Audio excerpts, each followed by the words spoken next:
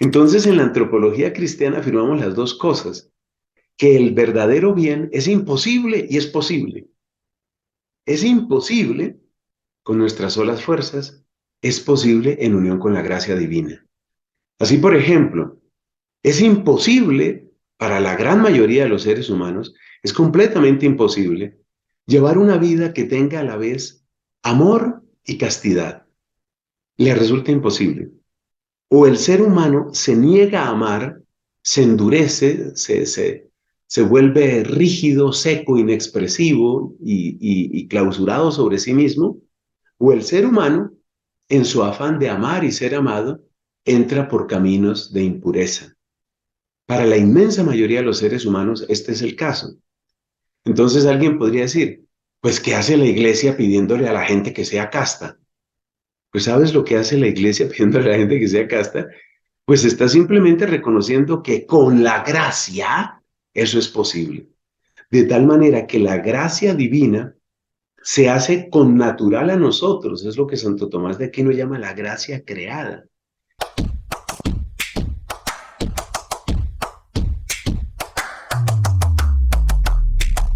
Entonces tenemos aquí a Fray Nelson Medina. Queridos hermanos, les planteo el contexto para que sepan la importancia de lo que nos reúne el día de hoy. Hace unos días, creo que exactamente son 11 días, que se publicó en EWTN una transmisión, un programa que intentaba abordar esta problemática del sínodo alemán, que ustedes también lo conocen, lo hemos tratado también aquí en Un Padrecito y un Sacerdote Millennial. Y se hicieron algunos pronunciamientos de algunos sacerdotes competentes para hablar del tema, y Fray Nelson tocó un punto que a mí me hizo mucho eco y me identificaba mucho también la forma en lo que él, cómo lo presentaba, y es al respecto de la antropología cristiana. Ya vamos un poquito a desmenuzar esto. Quizá alguna persona se va a preguntar, antropología, ¿pero qué es esto, no? Sin embargo, digo, ya lo vamos a profundizar. Y cómo esto, frente a las corrientes actuales, llámense modernistas, llámense progresistas, inclusive hasta heréticas, que se presentan con una visión del ser humano que es extraña, rara, por no decirlo descabellada, ¿no? Y se mm, presentaba este tema, y eso me caló también bastante, como una especie de respuesta para sanar también la visión actual que se tiene de la persona, del ser humano. Entonces dije, ya que tengo aquí a Fray Nelson Medina, quisiera que nos hable al respecto. Inclusive en este programa yo me di cuenta que el que coordinaba esto como que le puso una pausa, como que le dijo, y ahora quiero preguntar otra cosa. Y dije, no, no, déjenme, déjenme profundizar. Esto es de lo más importante, por lo menos a mi consideración, ¿no? Y ya que lo tenemos aquí, Fray Nelson, compártanos un poco al respecto. De nuevo, gracias por la invitación, Padre Byron. Y quisiera que empezáramos por la ruta que tú nos has marcado, explicando un poco las palabras. ¿Qué queremos decir con una antropología cristiana, una antropología que sea compatible con nuestra fe y que en cierto sentido brota de nuestra fe?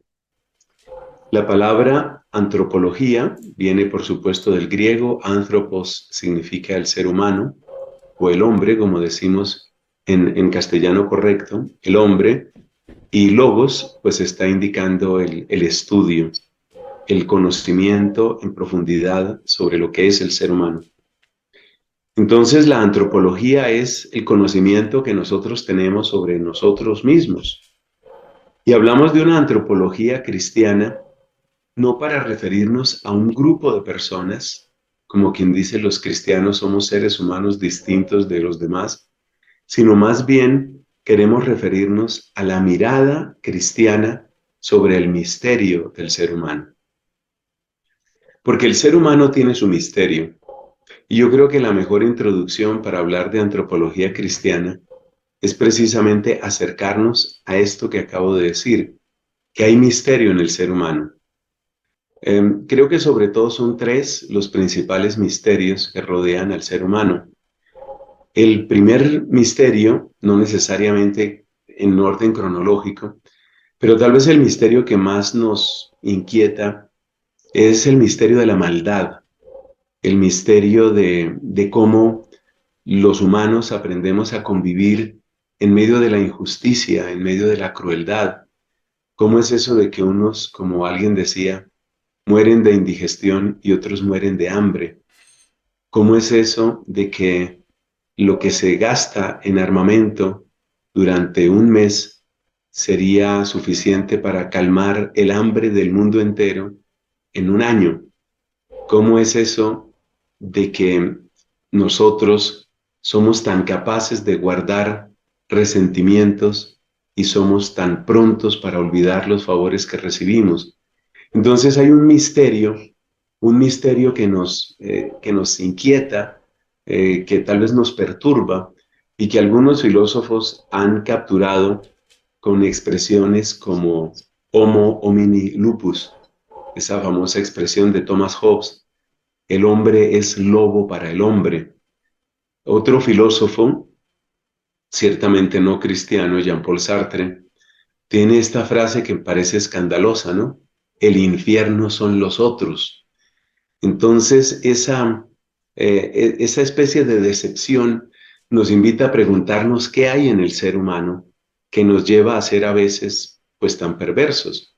Igualmente podríamos preguntarnos por el bien, por la capacidad del bien. Y aquí aparece otro misterio, que es el misterio del amor. Todo lo que el ser humano puede hacer por amor a la patria, por amor a un hombre o a una mujer, por amor a la familia, el heroísmo propio del amor. Es decir, que si es misterioso que podemos descender tanto hasta volvernos como bestias y como demonios, pues también es misterioso que podemos ascender tanto, no solamente en la bondad moral, sino por ejemplo en la bondad estética, las cosas que logran los artistas o la lucidez que logran tener algunos científicos y pensadores. Eso también es misterioso. Y por último, yo creo que un tercer gran misterio, pues es el misterio de la muerte, que nos enfrenta con las grandes preguntas sobre el sentido.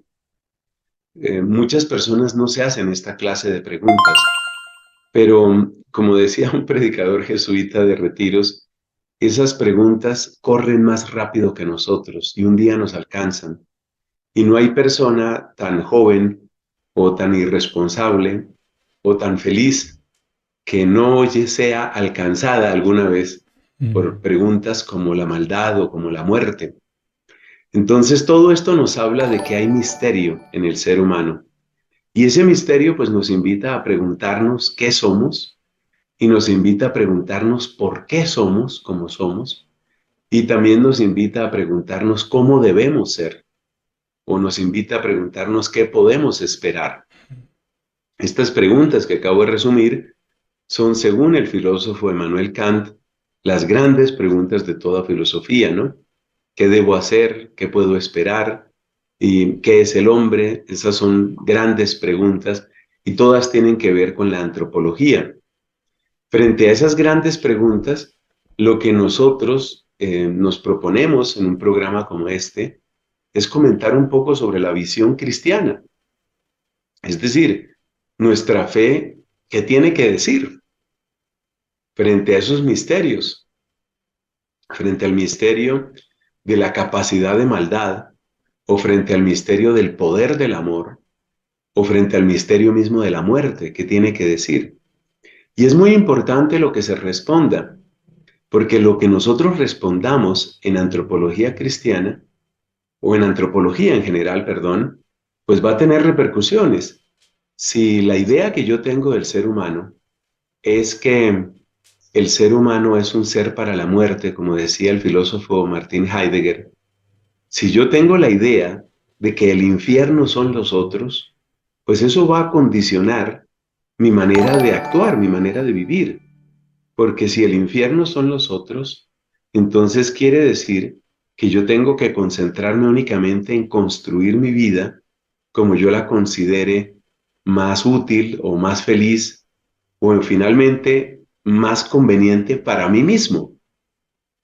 Y eso, pues me va a hacer un daño terrible y le va a hacer un daño a otras personas.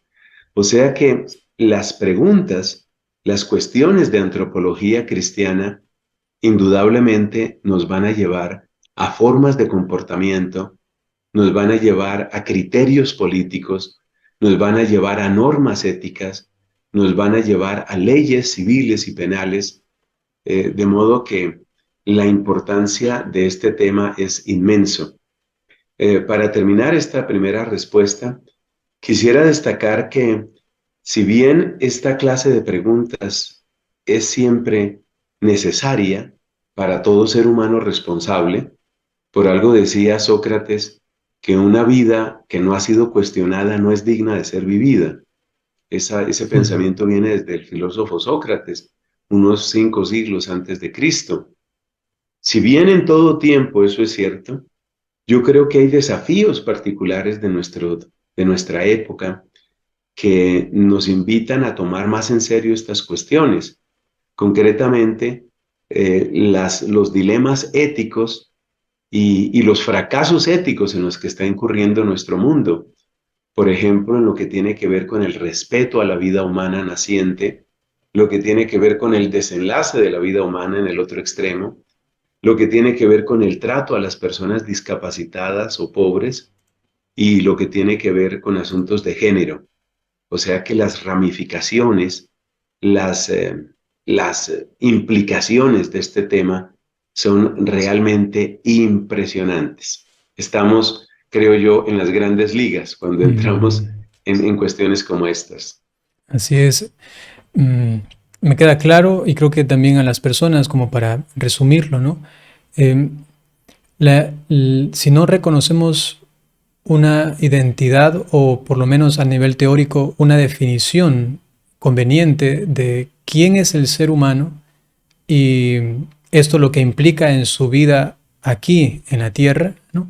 Entonces sencillamente se puede diluir esta o como lo ha mencionado, pues sencillamente es un animal más inteligente que busca de alguna manera subsistir. Y esto implicaría pues grandes consecuencias que ni siquiera se podrían ya considerar morales en sí mismas porque como no hay nada fijo, todo se desvanece, ¿no? Entonces, queridos hermanos, esto es como lo ha dicho, ¿no? De altas ligas, ¿no? Porque actualmente vamos ahora a tocar ese punto. No solamente eso que se ha mencionado concierne a unos cuantos filósofos que mencionaron por aquí o por acá, sino que también Fray Nelson, recuerdo en ese programa, hablaba de unas raíces más profundas, históricas, que inclusive se pueden hablar de siglos, ¿no? En los que se ha ido como fraguando una concepción del ser humano distinta a la cristiana, que tiene una base en la revelación y por ello sabemos que tiene certeza de verdad, ¿no?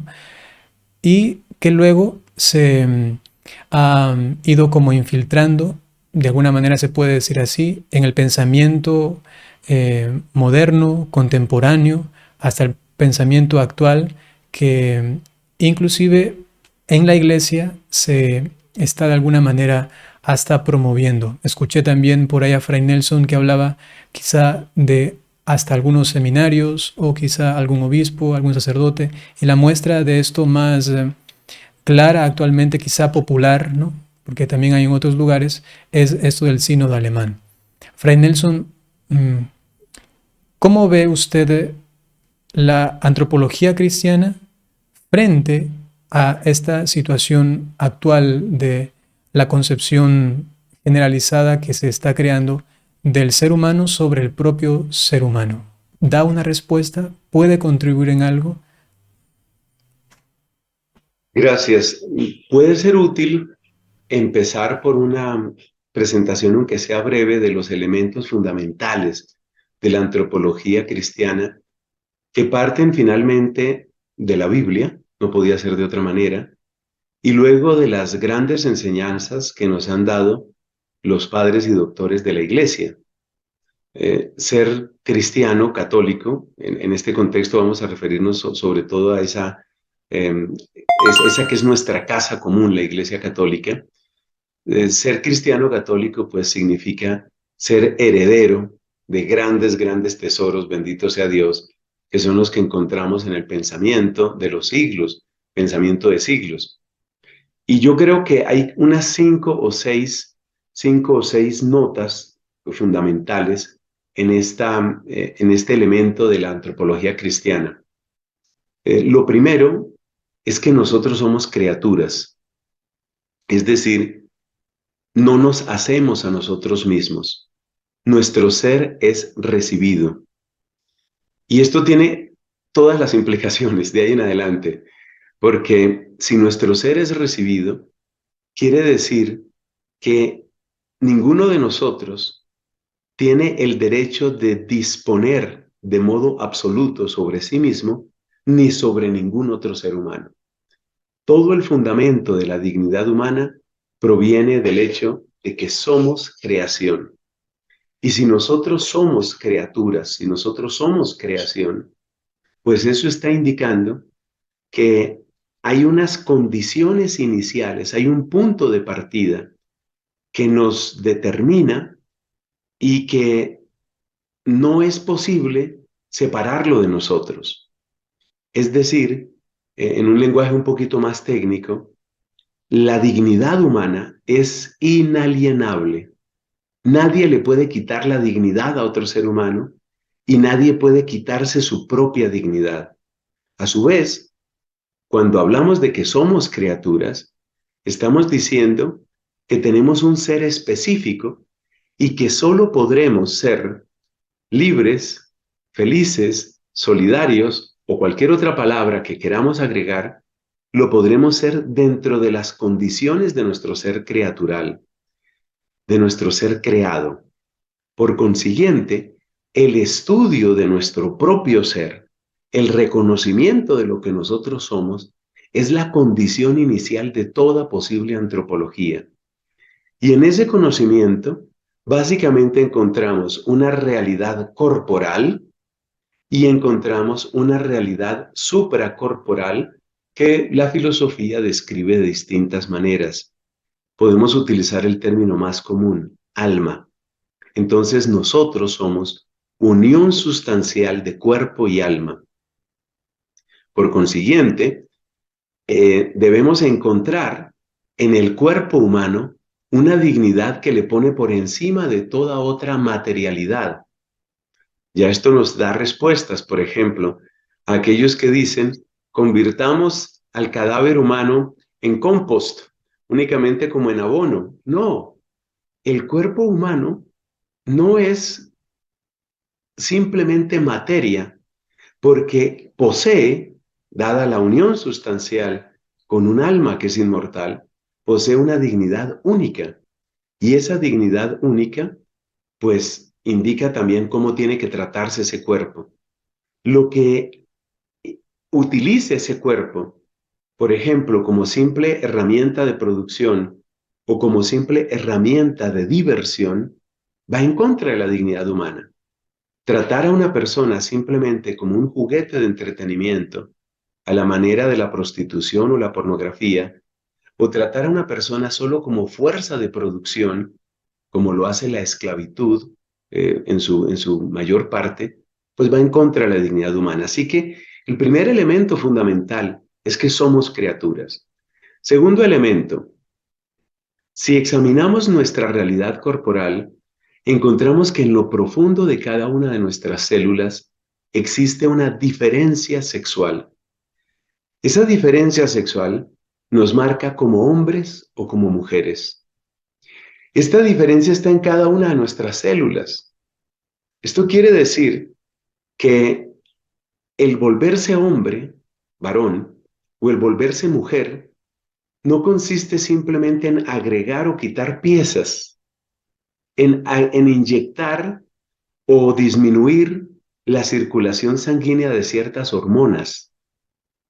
Nuestro ser sexuado está en lo más profundo de nuestra realidad biológica y marca de un modo muy profundo nuestras respuestas neurológicas y nuestros comportamientos. Entonces, si el primer elemento es que somos criaturas, el segundo elemento de la antropología cristiana es que somos criaturas varones o mujeres. Ciertamente pueden encontrarse, como en otras situaciones genéticas, pueden encontrarse elementos que se llaman teratológicos. Es decir, puede haber fallas genéticas que hacen que se presenten formaciones llamadas intersexuales o cosas parecidas. Pero precisamente en la medida en que corresponden a una situación genética particular que se puede identificar a partir de situaciones genéticas completamente peculiares, nos damos cuenta que la excepción no rompe la regla. Entonces somos criaturas y somos varón o mujer. Tercer elemento, si somos criatura de Dios, y la teología y la Biblia nos muestran quién es Dios, el Dios que es fiel, el Dios que es bueno, el Dios que es bello, nosotros por creación tenemos un fondo de bondad. Es decir, nadie fue hecho basura. Dios no hace basura. Y esto significa que hay un fondo que hace que nosotros seamos recuperables, más allá de todo error que podamos cometer. Podemos llamar a eso, utilizando una terminología medieval, podemos llamar a esa realidad profunda de bondad que tenemos, la podemos llamar la centella del alma. Escribían algunos autores espirituales en la Edad Media que había como un brillo de Dios, una imagen de Dios, que nunca se pierde, porque Dios no hace basura utilizando terminología contemporánea. Cuarto elemento, tenemos una realidad en la antropología cristiana y esa realidad se llama el pecado. El pecado es una rebelión con el querer de nuestro Creador, pero como nosotros mismos somos creación, todo pecado implica finalmente una rebelión contra uno mismo. Es decir, que el pecado siempre es autodestrucción, el pecado siempre es guerra interior, el pecado siempre es zancadilla que yo le pongo a mis propios pasos.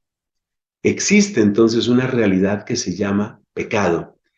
Y esa realidad, en la medida en que afecta nuestra voluntad de un modo tan profundo, pues afecta también todo nuestro comportamiento en la medida en que quiere que yo imponga mi querer, mi voluntad, por encima del querer de Dios.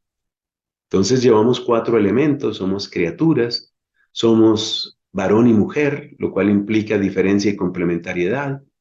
Hay en nosotros un fondo de bondad que nos hace recuperables, siempre recuperables, mientras estemos en esta vida. Es decir, siempre hay posibilidad de volver al Señor, porque hay un fondo de bondad, somos imagen de Él. Cuarto, hay una realidad de pecado. El quinto elemento en la antropología cristiana es el don absolutamente gratuito de la redención. Es decir, el ser humano, el hombre, ha sido amado de manera sobreabundante, o como dicen algunos santos, como Catalina de Siena, de una manera loca. Esa es la expresión que ella utiliza. Hemos sido, hemos sido locamente amados hasta el extremo de recibir un regalo de reconciliación, de justificación y de vida nueva, que es lo que trae la presencia de Cristo en nuestra vida.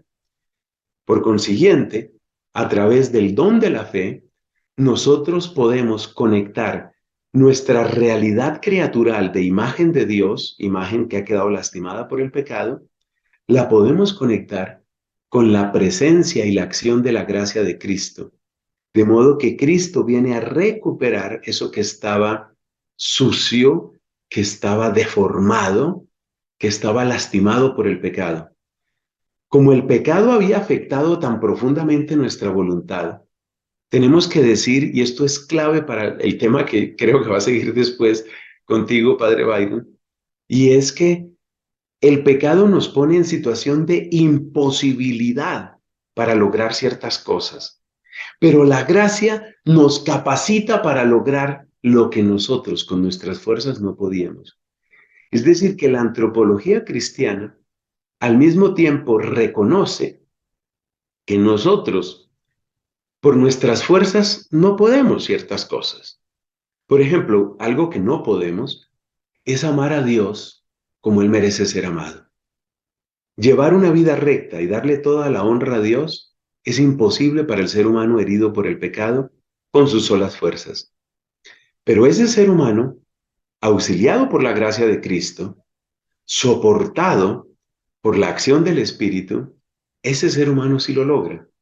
Entonces, en la antropología cristiana afirmamos las dos cosas, que el verdadero bien es imposible y es posible.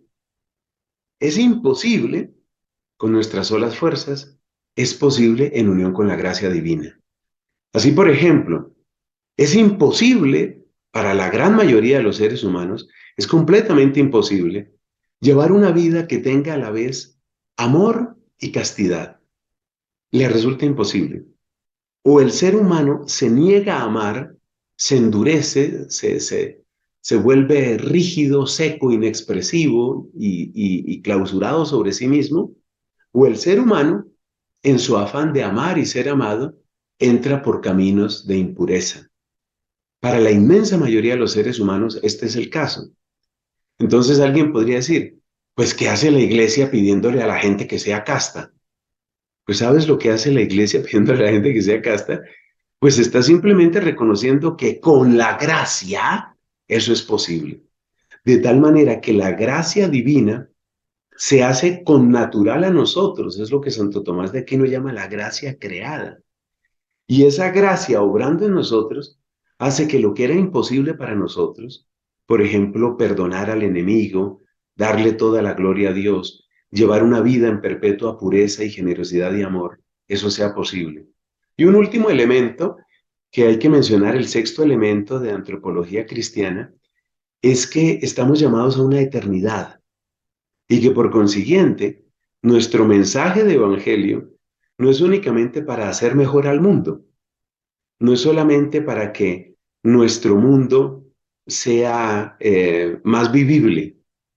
Diríamos que el mundo vivible, el mundo más humano, es un efecto colateral de la fe cristiana, pero indirecto, como dicen en latín, indirecto, de manera inmediata y directa, lo que busca nuestra vida cristiana es la plena glorificación de Dios a través de la salvación de más y más hermanos. Eso es lo que busca nuestra fe cristiana. Pero tiene un efecto colateral y es que mejora las condiciones de todos, pero especialmente de los más pobres, de los más humildes, de los más necesitados, mejora esa condición.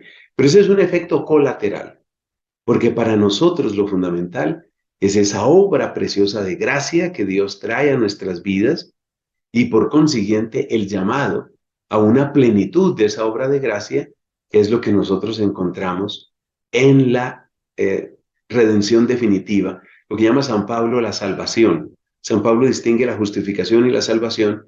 Esa salvación es la que está más allá de esta tierra y es la que nos lleva finalmente a la gloria eterna, al estar para siempre con Dios. Ahí estamos haciendo una síntesis bien apretada de lo que es la antropología cristiana. Fray Nelson, esta visión cristiana, católica, esta visión que se fundamenta en el mismo Jesucristo como aquel que revela al hombre, el mismo hombre, como lo mencionaba también San Juan Pablo II, actualmente está siendo como retocada, está siendo como cambiada, como inclusive hasta despreciada. ¿Por qué se debe esto o a qué se debe? Sí, qué gran pregunta. Qué gran pregunta, porque cuando uno contempla lo que es la antropología cristiana, uno dice, o sea, qué visión tan completa, tan sincera, tan equilibrada y tan bella de lo que somos nosotros los seres humanos. ¿Por qué esto se daña? Uno podría tomar cada uno de los 6 puntos que hemos mencionado, y yo creo que quedémonos solo con el primero. Es la rebelión de la criatura frente al Creador. No se nos olvide que cuando el demonio ataca a Eva, la promesa que le hace, promesa azufrosa y asquerosa es: seréis como dioses. Es decir, detrás de toda antropología anticristiana, necesariamente lo que hay es la pretensión de quitarle el puesto al Creador y asumir nosotros ese puesto. Y por consiguiente, si uno no quiere ser criatura, entonces pues uno quiere comer del árbol de la ciencia del bien y del mal, que según la interpretación unánime de la Iglesia significa pretender definir uno mismo qué es lo bueno y qué es lo malo. Y a partir de ahí, pues poder disponer del mundo al antojo, poder disponer de las personas al antojo, poder disponer del propio cuerpo al antojo, poder disponer de la muerte al antojo. Y basta hacer esta pequeña lista para ver que esa es exactamente la condición en la que nos encontramos hoy. Disponer del cuerpo al antojo, pues ahí tienes todos los desórdenes de liberación sexual. Disponer de la muerte al antojo, ahí tienes eutanasia, suicidio asistido, etcétera.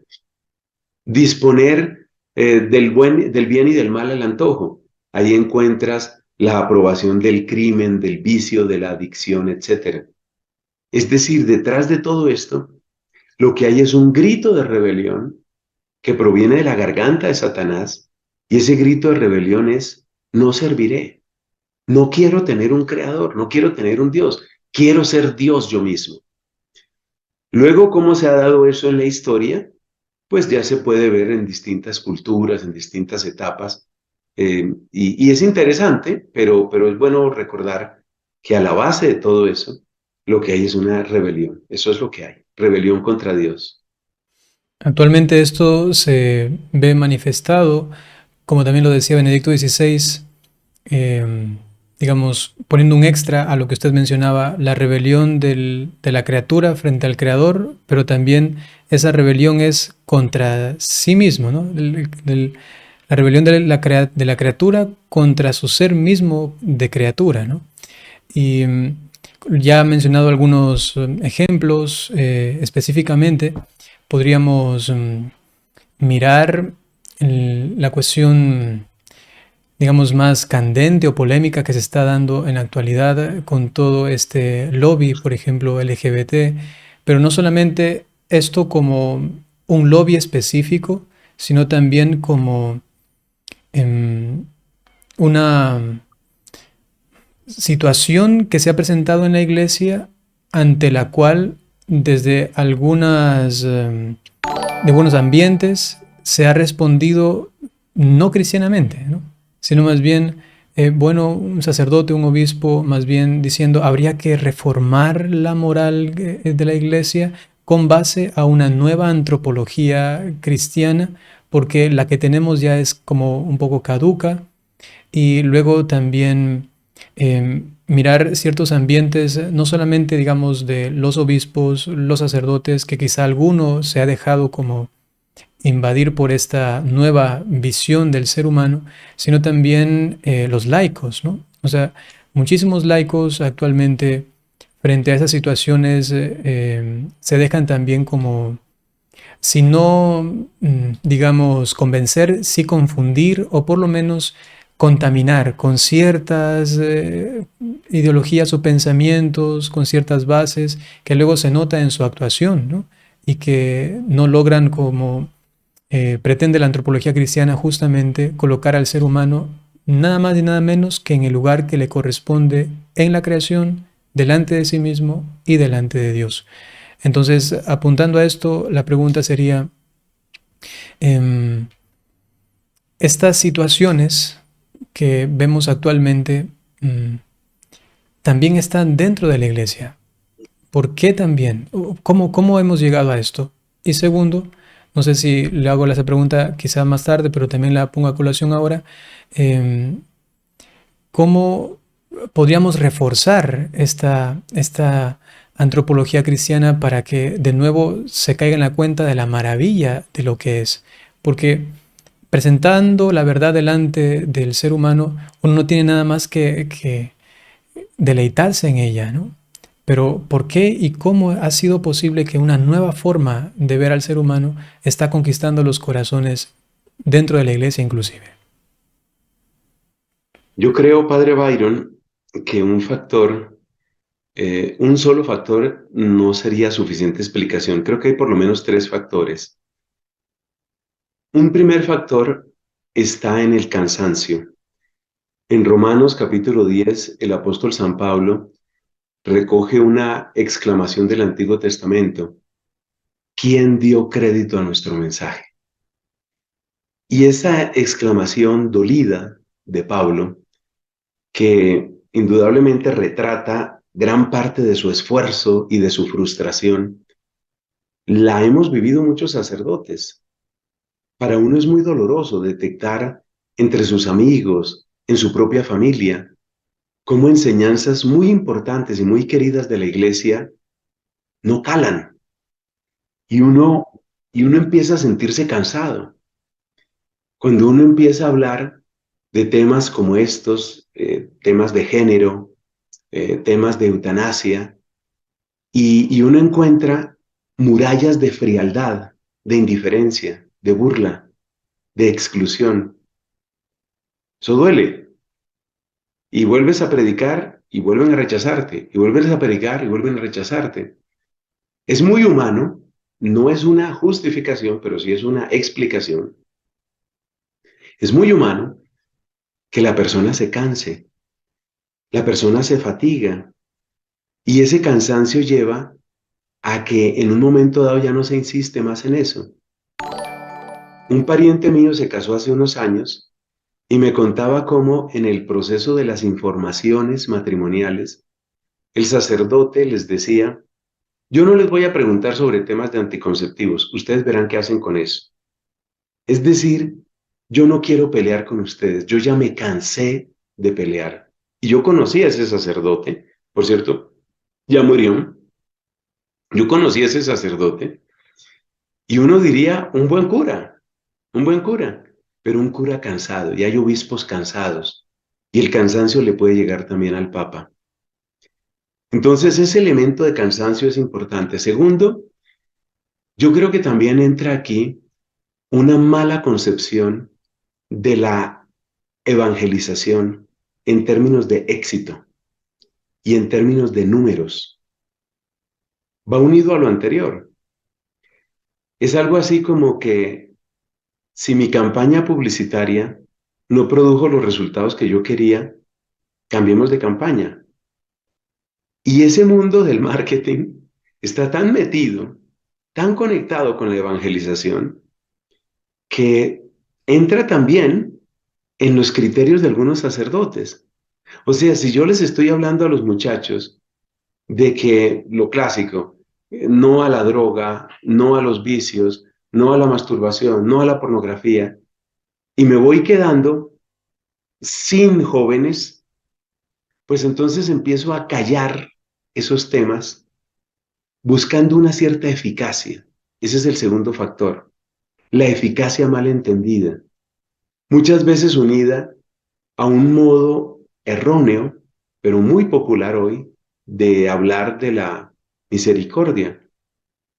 Entonces vamos a ser misericordiosos, y la misericordia es que tiene que haber espacio para todos, porque Cristo recogió a todos, porque Cristo admitió a todos, porque Cristo abrazó a todos, pero siempre se calla que Cristo convirtió. O sea, los acogía, pero los llamaba a conversión. Entonces, primero el cansancio, segundo la falsa eficacia, y tercero, no debemos dejar de decirlo, la incoherencia de vida. Me acuerdo una señora que me comentaba sobre un sacerdote muy conocido aquí en Bogotá que se ha caracterizado por hablar con un lenguaje muy, pero muy blando, prácticamente favorable a todo el tema LGBT. Y me decía la señora: yo lo conozco y yo sé en qué está ese sacerdote. Entonces, la incoherencia personal hace que sea muy difícil predicar la verdad. En resumen, cansancio, eficacia malentendida, incoherencia personal. Y por esas avenidas, pues ha entrado bastante mentira en la iglesia. A la final, quizá volvemos a lo que usted mencionaba, ¿no? Al inicio, es el misterio de la iniquidad, el misterio del pecado, ¿no? Que em, decía San Juan de la Cruz que el pecado lo que hace es nublar la inteligencia, ¿no? O le da una incapacidad para poder asumir la verdad, porque le gusta estar como en la tiniebla, ¿no? Y esto definitivamente induce luego a tener comprensiones incoherentes con la realidad, que básicamente se cae en una falsa verdad, una mentira, ¿no? Y luego desemboca pues en estas sutiles, o esos sutiles amagues, ¿no? Para ir de a poco como aceptando una cosa, otra cosa. Y sí, lo que usted menciona, quizá a mí el tercer punto es como muy fuerte, ¿no? Este hecho de no tener una experiencia con esa verdad. Cuando no se tiene esa experiencia con la verdad vivida, ¿no? Entonces es difícil que uno diga, yo creo en eso y lo proponga como algo real, vivo, que sé que te va a ayudar. Mientras no hay eso, uno también podría ver esa verdad, inclusive al propio Evangelio o hasta al mismo Cristo, como una verdad lejana, que no toca, que no palpa, que no transforma, y esto tiene como consecuencia una amplia gama de opciones, porque ya que esta verdad no me toca, ¿no? Quizá tengo esta opción de aquí o esta de aquí y esta de acá. Sí, siguiendo con esto, Fray Nelson, ¿cómo cree usted que... Creo que esta pregunta es de las más, a nivel de reto, ¿no? Más difíciles. E inclusive considero también como una visión profética, ¿no? El saber responder esta, ¿no? Y es cómo responder con esta verdad al respecto del ser humano ante esta situación. Concretamente, si yo me encuentro con un grupo de personas que tienen esta visión distinta del ser humano, ¿cómo la iglesia podría comunicar esto? ¿Cómo dialogar con una persona personalmente, disculpe la redundancia, pero quiero enfatizar esto, que sea algo así directo con la persona para proponer esto? Y no solamente, bueno, el sacerdote o quizá en una predicación decirlo de manera general, amplia. Normalmente los cristianos de alguna manera como que entienden, aceptan, pero ya con estas personas, no sé, inclusive para mí, ¿no? Relativamente joven, que tengo amigos que piensan distinto que aquí y acá, también se convierte como un reto de cómo comunicarles esta verdad antropológica, ¿no? No sé si se entiende la pregunta. Sí, y uno quisiera poder dar una especie de inyección, ¿no? Inyección de verdad pero eso no existe porque y lo mismo que hemos dicho de los pastores, pues encontramos en nuestros amigos, en nuestra familia, en nuestras comunidades, incluyendo comunidades religiosas. Encontramos también eso. Es decir, que hay mucha gente cansada. Normalmente la gente está cansada no tanto de predicar a otros, sino de tratar de vivirlo y no lograrlo. O la gente está buscando una eficacia, dijimos que el segundo punto era una eficacia mal entendida, pues creo que se da una eficacia también en el sentido de la persona que empieza a sentir que se queda sola. Es uno de los sufrimientos más grandes, especialmente de nuestros jóvenes, cuando ellos empiezan a detectar que se quedan sin amigos, que se quedan solos. Y eso es muy, muy duro. Y luego está el tema de la incoherencia personal. Entonces, no hay una fórmula única. Yo propondría más o menos por este camino. Yo propondría primero evaluar la situación del interlocutor. Y la evaluación consiste en una pregunta muy sencilla. ¿Esta persona está buscando o no está buscando? La persona que está buscando una verdad, que está buscando un camino, que está buscando una luz, ese es el mejor escenario posible. Decía nuestro Papa Benedicto, Dios lo tenga en su gloria, decía que al buscador no hay que tenerle miedo, ni nunca cerrarle la puerta. Puede ser ateo, puede ser enemigo de la iglesia, pero si está buscando, encontrará. A la persona que está buscando hay que ofrecerle respuestas proporcionadas en una actitud de coherencia y mansedumbre, acompañada de oración. A la persona que está buscando. Al que no está buscando, entonces hay que clasificarlo en dos grupos. Tú disculparás que yo todo lo clasifico. Al que Excelente. no está, al que no está buscando hay que clasificarlo en dos grupos. Hay gente que no está buscando porque está cómodamente instalada en lo suyo. ¿Sí? Por ejemplo, la persona que está conviviendo con su novia, por decir algo, y se encuentra con que existe alguien que se llama el padre Byron y le parece una persona interesante, agradable y habla contigo y sí, pero esa persona no está pensando en cambiar su vida, ni quiere que tú le cambies la vida a él. Tampoco te está atacando, simplemente tiene esa idea de que está haciendo bien conviviendo con su novia o con su novio. Entonces, ese es el no buscador, no agresivo, por darle un nombre.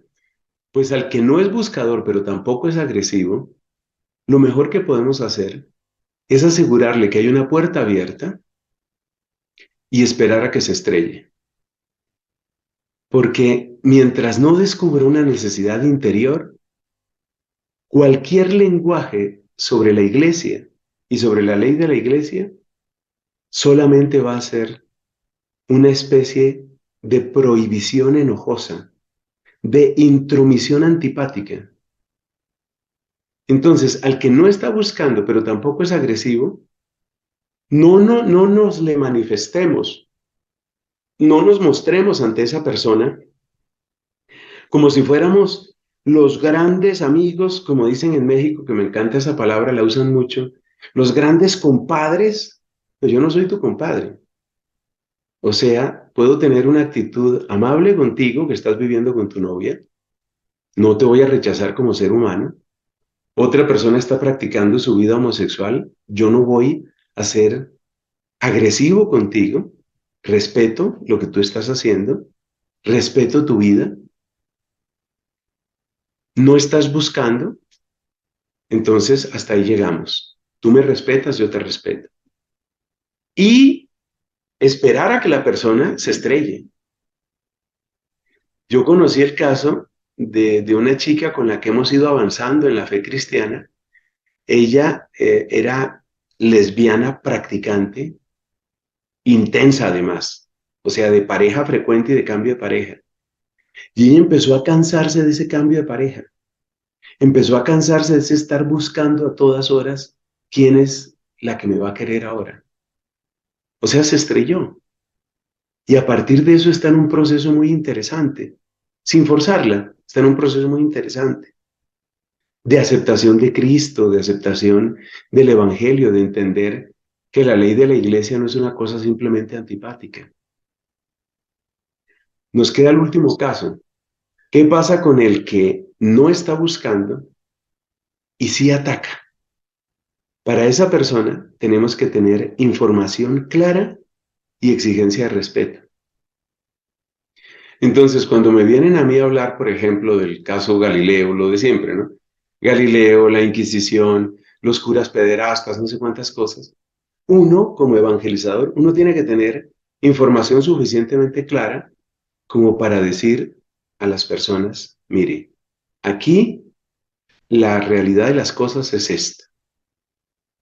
Hay mucha mentira sobre eso. La realidad histórica es esta. Vamos a quedarnos de acuerdo en este sentido o en este otro sentido. Y usted me respeta a mí, así como yo lo respeto a usted. En resumen, todo empieza por el diagnóstico. Si la persona está buscando puertas abiertas, como dicen los españoles, puente de oro, Sí, perfecto, bienvenido. Vamos a hablar y vamos a hablar y vamos a hablar y conoce y disfruta y está muy bien. Ese es el mejor escenario. Si no está buscando y no está atacando, mantenemos una actitud cordial, respetuosa. De vez en cuando hacemos ver algo de lo que propone la iglesia y esperamos a que la persona se estrelle. Es muy doloroso eso, pero es que no hay otro modo. Y además es el modo de Cristo. Observemos que Cristo no se detiene con los que no tienen interés por el Evangelio. Esto es muy doloroso decirlo. Y también tiene una dimensión, Padre Byron, que yo quisiera destacarla contigo, casi te lo digo así como hermano que te considero en la fe y en el ministerio. Es ahí donde uno tiene que crucificar su carne, porque es ahí donde uno se encuentra con personas que uno dice, yo cuánto quisiera que esta persona se acercara a Dios, porque humanamente uno la siente, no sé, como muy compatible, uno quisiera llevar una amistad con esa persona, pero uno siente que la persona no suelta su adicción, no suelta su pecado, está muy cómodamente instalado ahí. Entonces uno como evangelizador tiene que saber que uno tiene que trabajar no con las personas que a uno le gustaría, y eso es crucificar la carne, sino que uno tiene que trabajar con las personas que Dios se vaya poniendo, que muchas veces van a ser los cojos, los ciegos y los mancos. Con esos es con los que uno tiene que trabajar muchas veces. Entonces, para el que no busca y no ataca, cordialidad, una que otra información aquí y allá, mira, hay este retiro, hay esto, hay esta otra oportunidad, y no mucho más que eso. Y esperar a que se estrelle mientras oramos. Y al que pretende atacar, información clara, usted allá, yo acá, y tenga en cuenta que nos vamos a respetar. Ahí se va avanzando. Lo más doloroso de esto, y es con lo que quisiera terminar, es que yo quisiera, estimado Byron, yo quisiera que esto fuera únicamente para el mundo, entre comillas, pero ahora nos está tocando también dentro de la iglesia. También dentro de la iglesia le toca a uno a veces tomar esas actitudes de, mira, vamos a respetarnos. Y uno dice, esto no es lo que quería Cristo. Esta no es la coinonía, esta no es la iglesia que quería Cristo, pero esto es lo que hay. Entonces, pues vamos a vivirlo así. Eso te compartiría con mucho gusto. Wow.